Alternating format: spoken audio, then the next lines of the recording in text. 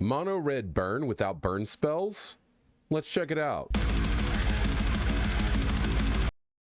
Hello everybody, welcome back to the channel. I am a slightly ill Josh, aka finleekilgore. This is a Pauper Commander deck tech where we're going to be taking a look at Weftstalker Ardent. This is a mono red commander out of Edge of Eternities. I've been really excited to show you guys this build. Part of this is inspired by a good friend of mine, Christian, who plays on our Monday Night Paupers. Let's just get right to it and check out the build. All right, so to start off taking a look at the build, let's look at our commander, Weftstalker Ardent. This is a 3-mana 2/3 Drix Artificer in mono red with warp for 1, and then whenever another creature or artifact you control enters, this creature deals 1 damage to each opponent. Our win strategy is pretty simple. We want to play as many creatures and as many artifacts as possible in order to ping all of our opponents to death. Now there is one thing you should be aware of, is that you cannot warp this commander from the command zone. Warp specifically states that you can only cast it from your hand for that.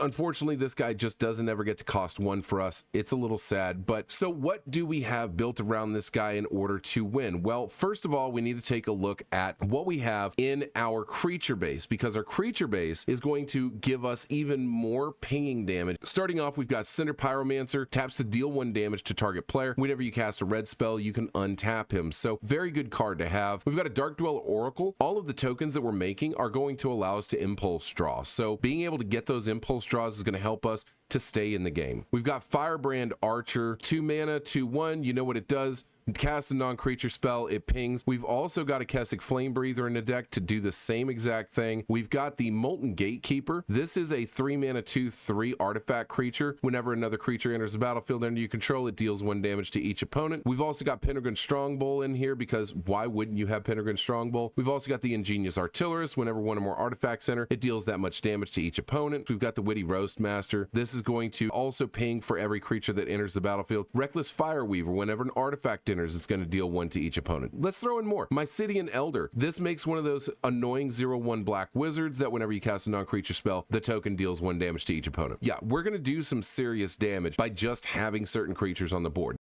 Hey you. Yeah, you.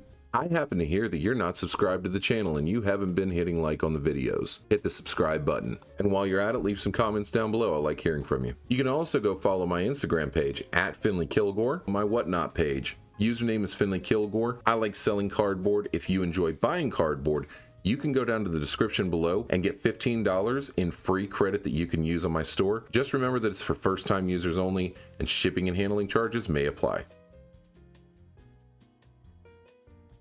We've got Emrakul's Hatcher. This is a 5-mana 3/3 that'll make 3 tokens. That's worth a lightning bolt to the face of everybody on the board. We've got a Glitterfang. What I like about Glitterfang in the deck, it's a 1-mana 1/1 with haste, and at the end of turn, you bounce it back to your hand. So this is essentially just hitting your opponents for 1 all the time. We've got Goblin Instigator, 2-mana 1/1, enters the battlefield, makes another 1/1. That's worth a shock to all your opponents. Grinning Ignis is one that I included in this. Typically, you include this inside of Storm Shells, so that way you can get your cast count up. But for me, being able to say, if I have additional mana, I can just go ahead and get this guy out on the board a couple of times for those extra pings. It's very worthwhile. Impulsive Pilferer. This is a 1-mana 1/1. Whenever it dies, you create a treasure token, but it's encore for 4, so you can exile it from the graveyard, and then for each opponent, you create a token copy that attacks that opponent. It doesn't matter about them attacking. All it really comes down to is making more tokens that are going to ping people to death. We've got Mog War Marshal. This is a 2-mana Echo. Whenever it enters or dies, you make a 1/1 goblin creature token. So if you play this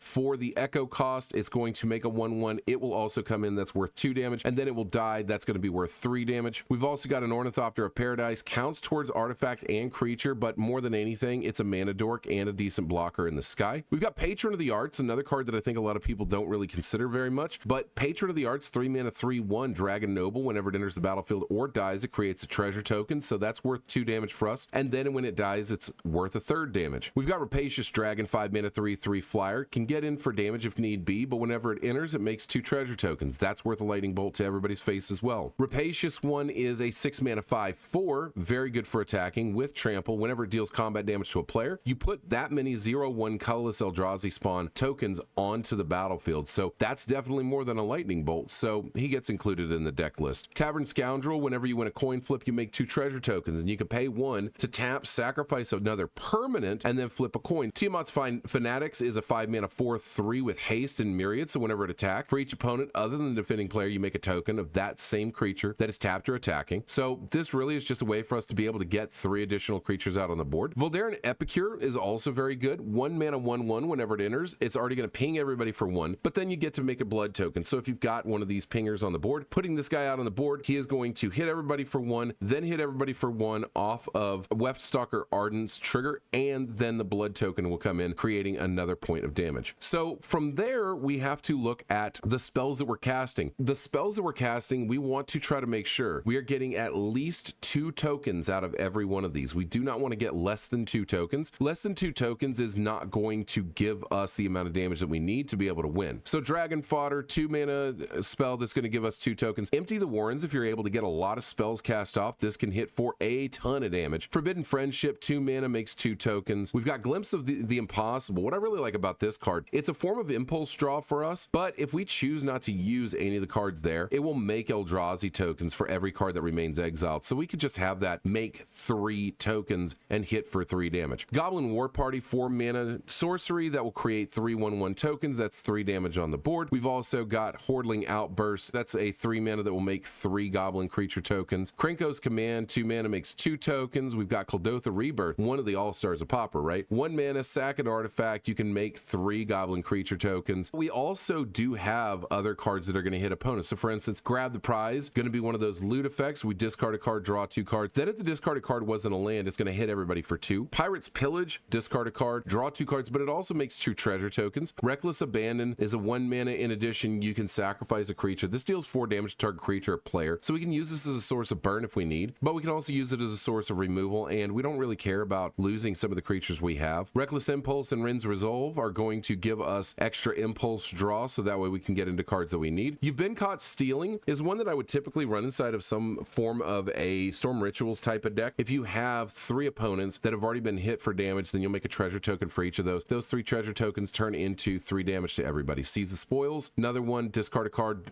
you draw 2 cards and make 1 treasure token. Thatcher Revolt, 3 mana, make 3 tokens with haste onto the battlefield. They sack at the end of the turn. Big Score, another one of those cards, discard, draw 2, create 2 treasure tokens. We've also got Unexpected Windfall to fill that space as well. We do have some direct damage sources. A Braid, it's just really good removal. I would argue that you could run Suplex in this spot if you want. I know that there are a lot of people that have started running that. A Braid is still instant speed. Most of the things that you need to kill are going to be 3 on the ass, so that kind of works out for you. We've got Gnawing Crescendo in here. This is creatures you control get +2/+0. Whenever a non-token creature you control dies this turn, you can create a 1/1 black rat creature token. Any form of Electrickeries, any form of fiery cannonades, any form of breath weapons, just anything that's going to deal massive damage to all of our creatures, that at least will get us some tokens back. We've got Heated Debate in the deck because it can't be countered, still takes out Malcolm. Lightning Bolt as well as Shock because we want to have more damage in the deck. So we do have some of our mana rocks that we need. We've got our Arcane Signet, we've got a Fire Diamond, we've got a Mind Stone, we've got a Prismatic Lens, and we've got Wayfarer's Bauble in order to be able to mana ramp as well. What we really want is stuff that's going to give us additional value. We've got Beamtown Beatstick. This is 1 mana artifact. You put it onto something, deal combat damage to a player, you make a treasure token. So that's going to be worth 1 point extra damage every time we end up getting the treasure token off of it. Energy Refractor allows us to draw a card. Everflowing Chalice is another one of those mana rocks, but really we can just cast this as a 0 mana Cheerio if we need to. Gold Vein Pick is also going to end up getting us a treasure token whenever they deal combat damage to a player. Guild Globe is another one of those eggs that it's just going to draw us a card. Instant Ramen is kind of a good true egg. Enters, draw a card, and then we can use it for some life gain if we need to. Melded Moxite, remember I put this one onto my top 10 list of commons out of Edge of Eternities. This is a 2 mana artifact. Whenever it enters, discard, you can draw 2 cards, and then you can pay 3, sack it, and create a tapped 2/2 colorless robot artifact creature token. Very good card in the deck. Nutrient Block, 1 mana indestructible food. We can sack it to gain 3 life, and once it gets put in the graveyard from the battlefield, we can draw a card. Red Mage's Rapier, the reason I like this in the deck, it's worth 2 damage when this comes in because it makes that 1/1 token and it ends up attaching to it. So you are able to get 2 damage out of that, and then it's essentially a slick shot show off without the flying. Impact Tremors is going to round out a lot of the damage dealing that we need because it is much like the Weftstalker Ardent or or like the Witty Roastmaster or the Molten Gatekeeper. Whenever a creature enters the battlefield, it deals 1 damage to each opponent. Last but not least, we've got Sticky Fingers. This is one that I always love including in basically any mono red deck. It's 1-mana enchantment aura. Enchanted creature has menace. Whenever the creature deals combat damage to a player, you create a treasure token, and whenever the enchanted creature dies, you draw a card, so it's able to replace itself in hand. We do have a couple of ways to generate tokens inside of our lands as well. We've got Dwarven Mine. You got to have at least 3 mountains on the board in order for this to come out untapped. Whenever it enters untapped, you make a 1/1 dwarfed creature tokens. That's going to be able to give you an extra point of damage to the board. We've also got Cradle of the Accursed. You can pay 3 sack and make a 2/2 zombie creature.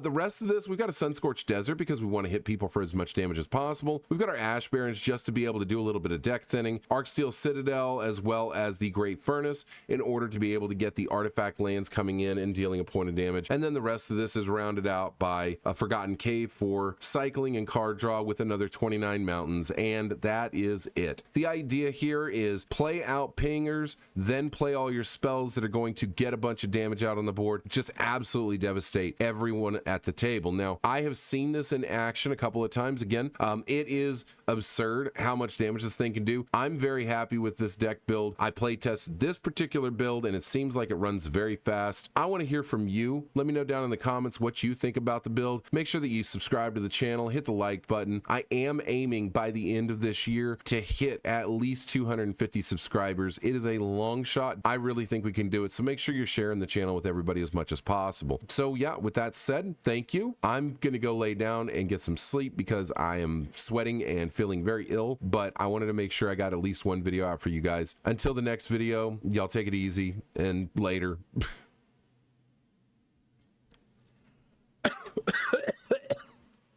God, I want to die.